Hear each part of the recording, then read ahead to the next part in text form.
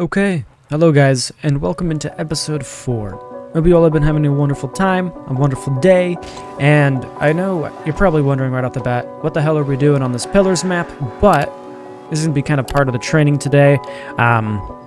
Today we're going to kind of be focusing on holding the ball, now that we've kind of gotten used to kind of getting the setup and controlling it. Now we're going to kind of just focus on dribbling the ball without any boost and kind of seeing what happens there. Anyway, I'm feeling warm, so let's kind of get into today's training. The idea is you can kind of set this ball up however you want, but I recommend getting the setup yourself, kind of working on getting that catch. And today we're focusing on just dribbling the ball around the field as long as you can. Really make sure you're not pressing reverse like that. The ball might get off your car. And you want to kind of focus on dribbling this ball in between the pillars, getting used to carrying it on one side of your car, regaining control, maybe slowing it down if you need to. But you really want to be able to dribble this kind of the entire time, kind of figure 8 style here. And don't worry if you drop it a few times. Just kind of take note of why you're dropping it or how you're dropping it or where you kind of get uncomfortable with it. That's just kind of the idea for today. You want to make sure your wheels again are staying center like this if you really want to get a good dribble going. If you're feeling confident or you're a higher level player, maybe you can throw in a few pops, maybe even a wave dash, just to kind of be comfortable dribbling. If you're feeling extra good, maybe you can turn it around this way and start dribbling the opposite direction now. Really just focus on not using any boost on this one. If you lose it, you lose it. Don't use boost to correct today. Really just focusing on dribbling the ball as long as you can without any boost. And kind of take note of when maybe the ball's kind of on one side of your car and how you have to turn into the ball to kind of get it. Right there, I kind of dropped it, so we'll let it fall. But what I was trying to show you is when the ball's like on one side of the car, like here, it'll start falling off to my right. So I turn a little bit to the right to get back under the ball. You don't want to turn too much or you'll lose the ball. And you just want to kind of keep an eye on how these adjustments affect your car and what you need to do to keep the ball right on top of your car. Remember, if the force and energy of your car is going just a tad bit too fast, you're going to lose possession of the ball, and that's exactly what we're kind of looking to stay away from. If you want to work on your setups, feel free to kind of set it up again. Maybe set a timer for yourself, see how long you can dribble the ball. Let me know down in the comments how long you're able to dribble the ball, or even how many times you can make it around the Pillars map without dropping the ball. This is a really underlooked part of dribbling, is kind of forcing yourself to be able to dribble the ball for longer and longer, really working on endurance and just keeping that control. Remember, if the ball's falling too far off your car, that means you're trying to carry it too far up on your nose and you need to be more under the ball.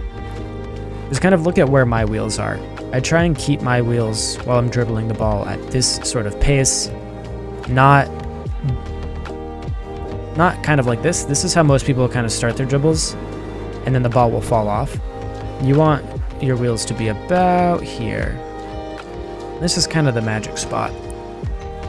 It'll look a little bit different based on what car you're using. I know the Dominus will look a little bit different. Breakout will look a little bit different. But if you're on PC and you really are struggling with like seeing your hitbox or visualizing it, you can use Baka's mod and you can actually get a hitbox visualizer. That'll help you maybe understand a little bit better how your hitbox works. I know some people have done that, so maybe it's something that'll help you. I don't know. It's worth giving a try, you know.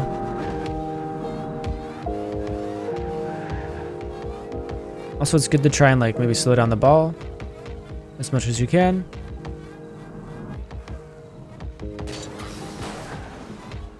It's good to get comfortable with speeding it up and slowing it down, because there's going to be times where you're dribbling this ball at the net and you're going to have an opponent that's trying to, you know, save it, or they're going to be getting into a spot to save it. And sometimes if you just slow the ball right down, give it a little backflip flick, they might think you're going for like a forward flick like that, and they might just overcommit.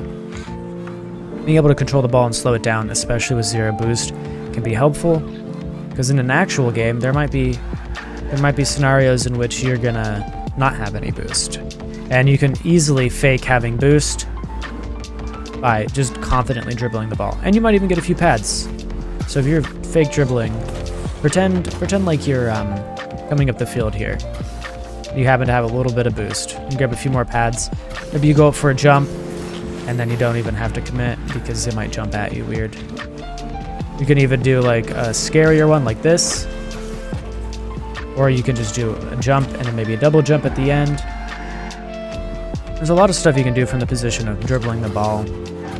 It is good to know that you don't always have to dribble the ball on top of your car though.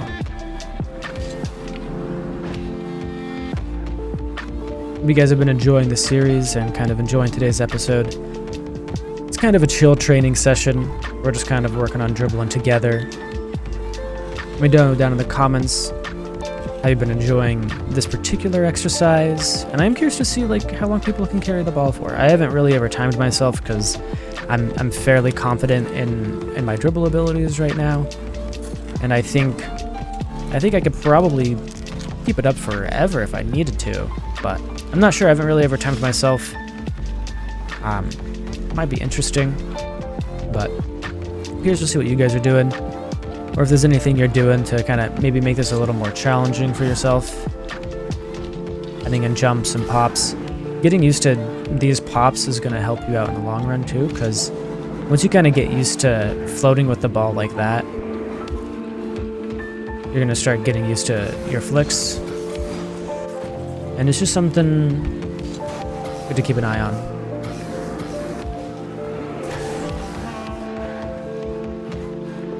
Tomorrow we might add in boost. I haven't really decided tomorrow's episode just yet.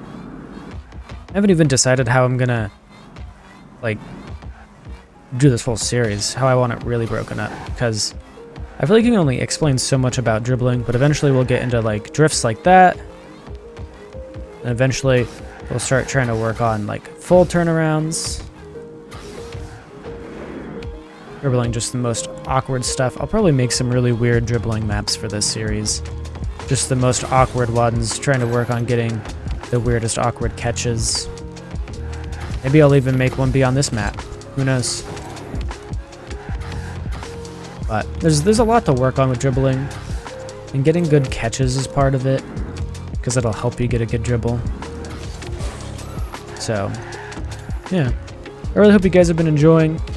There's not too much to really cover in this episode other than just the general tips I have for keeping this up as long as you can. Remember not to be using your boost. Remember, it's fine if you can't get this first time, or second time, or third. It takes time, it takes practice. Dribbling is a very hard mechanic, but it teaches you a lot of the fundamentals. The fundamentals that you'll need for air dribbling, for following the pace of just a normal game, 2v2s, 3v3s. It'll teach you patience, and it will kind of help open up the field to you too, because if your opponents think you're going to be able to get a good flick, it can open up some space for you on the pitch that you need for you and your team.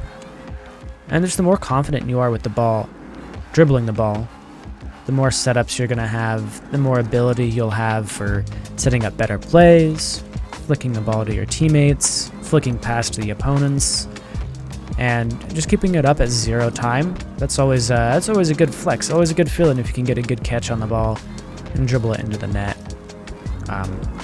Again, advanced players, feel free to add in stuff like this, where you kind of have to flick the ball a little bit.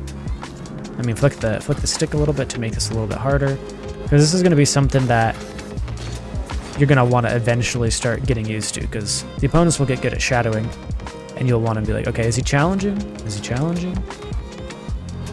Just something to keep in mind.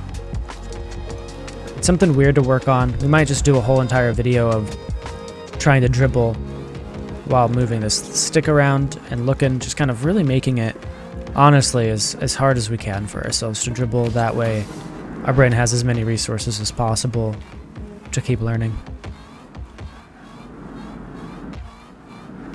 not bad for today. Some pretty good dribbles. I'm sure you guys are doing great as well, and I really appreciate the support with the series and the last series about air dribbling. I really didn't expect as much viewership through that and support, and that was really fun. And this might be a reoccurring thing on the channel. If you guys enjoyed enough, definitely let me know. Share this with your videos, subscribe, hit the like button, and I think that's going to be it for this episode. I'm sorry it's short, but there just isn't too much to cover in these first few episodes. So it'll be a little bit shorter, but make sure you do your training. Make sure you put in the time. Whenever I'm working on a new mechanic, or even a mechanic that I already know and I want to get better at, I'd like to spend about 30 minutes at least working on it.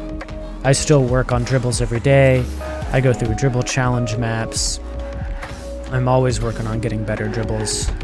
And I think the more and more consistent you can get, the better. Don't forget to train the fundamentals. Don't forget that they're important. The more you practice it, the better you can get at it. At any rank, in my opinion.